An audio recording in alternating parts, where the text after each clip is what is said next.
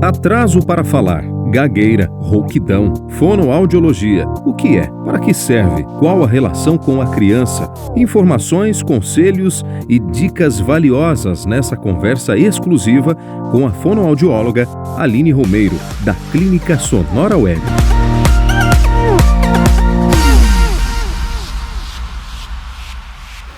Aline, obrigado por dedicar seu tempo aqui nesse primeiro vídeo do canal da Sonora Web. A gente estreando agora para passar informações úteis para quem nos assiste, quem precisa de informações pertinentes para estar aí sabendo como é que funciona essa área tão importante da audição e da fala também, né? Obrigado por dedicar seu tempo aqui um pouquinho no canal, viu? Imagina, William, obrigada a você por ter vindo e vamos ajudar a todo mundo, né? Vamos com lá. Informações. Vamos fazer conteúdo útil aqui para o pessoal.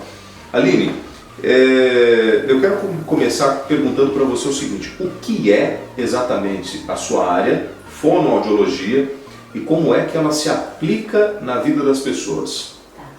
A fonoaudiologia ela é uma área dentro da saúde, né? E ela atende a maioria das pessoas, né? Não tem uma faixa etária, uma idade, não tem sexo, homem, mulher. Você pode encontrar fonoaudiologia em vários âmbitos.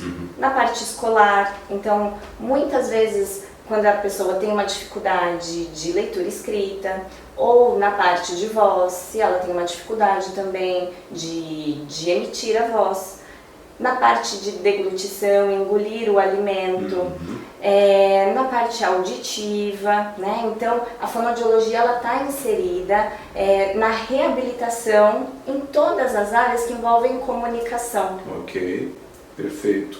É uma área que a fonoaudiologia ela é uma área que qualquer pessoa ela necessita. Ela pode precisar disso de repente na infância, ou ela pode precisar de um apoio de um profissional de fonoaudiologia, até mesmo quando está mais idosa, né? Sim.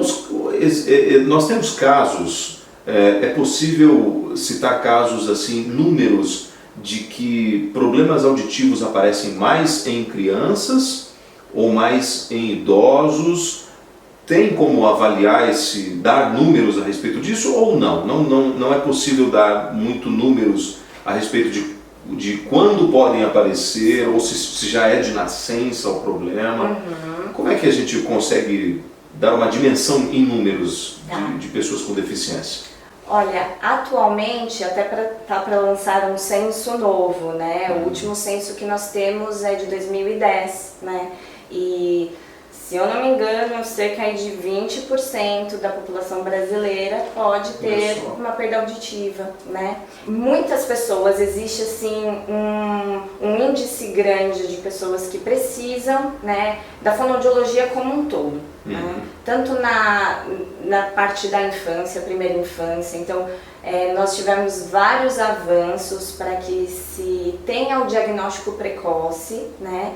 E ao longo da vida. Então, às vezes, na época de arrumar um emprego, por exemplo, a pessoa ela se vê ali numa situação difícil de comunicação, de como ela ir a uma entrevista, como ela se posicionar, como ela fazer uma palestra, por exemplo. E a fonoaudiologia ela também está nesse contexto. Bacana. Em que ajuda o profissional a se colocar melhor, a pronunciar melhor, né? Hoje nós trabalhamos muito também com idosos que ao longo do tempo podem perder a audição, né? E muitas vezes ele não sabe, ele não tem a ciência, né, a consciência de que está tendo esse tipo de dificuldade. A família intervém, né, e procura o profissional, né, o fonoaudiólogo, para fazer uma avaliação. Muitas vezes começar também a reabilitação, que é um tratamento com aparelho auditivo, por exemplo. Bom, então, falando sobre os idosos que você entrou nesse assunto, quais os sintomas ou aqueles sinais que podem estar acontecendo aí na pessoa, no idoso, por exemplo, estamos falando dos idosos agora, ou que a família está percebendo que o idoso está tendo alguma dificuldade de ouvir, de entender? Em que momento a família ou a própria pessoa deve procurar um fonoaudiólogo? Ou deve procurar um trabalho para detectar se está realmente tendo ou se é alguma coisa pontual? Quando é que isso pode acontecer? Em que momento? Sempre que algo no sentido auditivo incomodar, é importante procurar tanto o médico otorrinolaringologista quanto um fonoaudiólogo para ter esse aconselhamento, essa consulta, né, e esse suporte. Um dos sinais mais claros de rotina dentro de casa pode ser a altura da TV. Então, quando está ali em família reunido, a televisão está um pouquinho alta e a pode família... ser indício de que está com dificuldade de entender o que a televisão está passando. Exatamente, de conseguir ter acesso àquele som. Então, geralmente, o paciente ele aumenta o volume da TV e a família se incomoda bastante. Outros sinais, às vezes, numa conversa em família, o paciente acaba perguntando várias vezes, né? O que foi, não entendi. E a família observa, puxa, eu tô tendo que repetir várias vezes, né, a mesma coisa. Então, também é um sinal.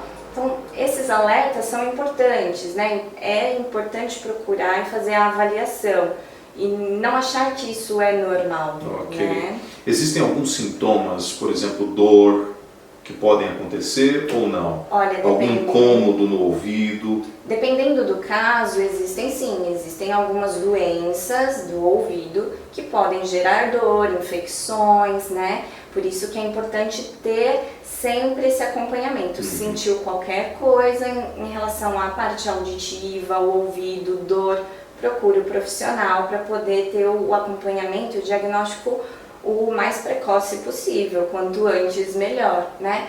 É importante também observar as crianças, né? Porque o adulto ele fala, ele consegue se expressar, ele vai atrás, procura. A criança, dependendo da fase, da idade, ela pode não se expressar. Conseguir se expressar, exatamente. Então é importante ter esse olhar também, né? Os pais ficarem atentos, perceber se a criança põe muito a mão no ouvido, por exemplo, ou se a própria criança aumenta muito a TV, ouve música muito alto. É importante sim acompanhar e fazer as avaliações necessárias, né? Se a criança muito pequena está atrasando para falar, também pode é um ser sinal. um sinal Pode ser um de que sinal. ela não está ouvindo bem. Exatamente. Então, a criança geralmente ela começa a se expressar verbalmente com 1 aninho, né? Ela já começa a repetir algumas palavras.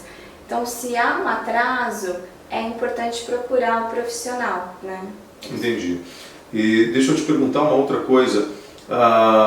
É possível a pessoa ter problema auditivo e perdurar isso por muitos anos até procurar um profissional? Isso acontece Puxa, muito? William, infelizmente. Anos, infelizmente. Então, existe assim dados de pesquisas que comprovam que, em média, o próprio paciente, né, para ele procurar ajuda auditiva, quando ele vai perdendo ao longo dos anos, tá? Em média são 7 anos. 7 anos para ele procurar ajuda.